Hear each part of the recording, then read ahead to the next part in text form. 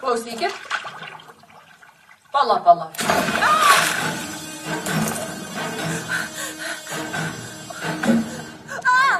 Kita mūsų viešinė čia gyvena jau daugybę metų.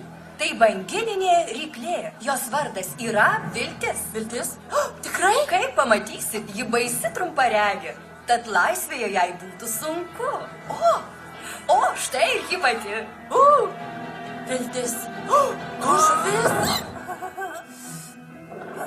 Ką? Labas, veikutė. Gali man padėti? Gerai, plaukiu kartu. Atsiprašau, labas. O, kas čia?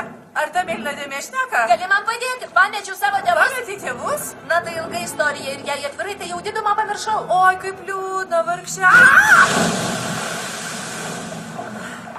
Atleisk, nekokia plaukikė. Prastai matau. O aš manau, kad plauki puikiai. Tiesą sakant, dar nemačiau nieko taip plaukiant. Ačiū. Prašau. Pala, pakartok.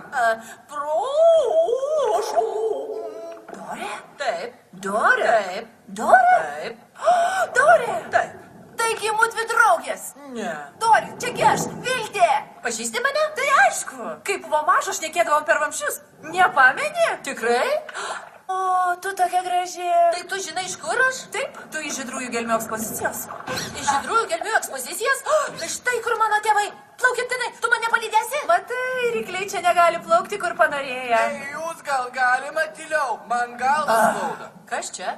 Mano kaimynas Beilis. Aha. Jam buvo sutrenkta galva. Žinau, kad šnekat apie mane. Jis mano, kad jam sutrikus echolokacija, bet aš nugirdau daktarų Aš šnekas. visai šalia. Jis Ir aš sveikutėlis. girdžiu kiekvieną tavo žodį. Kas tai holokacija? Na, Beilio galva turi skleisti garsus, o aidas padeda nustatyti, kas kur yra. Bet kaip suprantu, jis vis dar gyja. Dabar žinau, kad kalbė apie mane. Mano echolokacija tikrai Aš nebegaliu to sutrikus. klausytis. Nebegaliu. Vaikystėje gavau itin sunkią galvos traumą. Matai, koks Tavo kumpas? galva ir turi būti tokia. Tu baltasis delfinas. Echolokacija. O čia kaip stipriausi akiniai pasaulyje? Ką? Kokie akiniai? Na, čia kaip pasakai, ir viską matai. Iš kur aš tai žinau?